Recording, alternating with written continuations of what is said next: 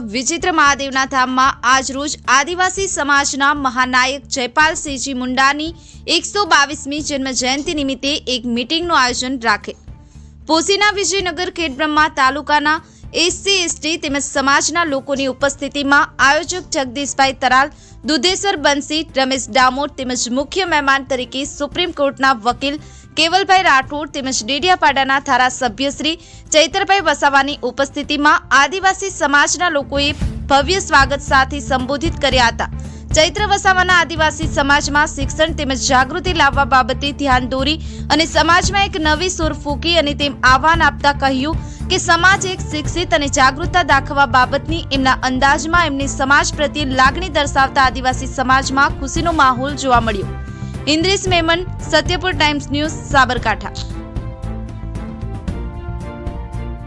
મૂળ માલિક છે। આદિવાસીઓનો ઇતિહાસ ગૌરવશાળી છે। આદિવાસી એટલે કોણ? આદિ અનાદિકાળથી આ વિસ્તારમાં વસનારો એટલે આદિવાસી।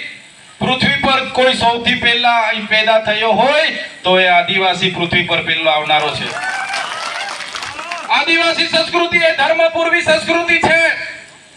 હજારો વર્ષો પહેલાની આપણી સભ્યતા છે। તમે સિંધુ ખીણની સંસ્કૃતિ જોઈ લેજો, તમે મોહેંજો-દડો હડપ્પાની સંસ્કૃતિ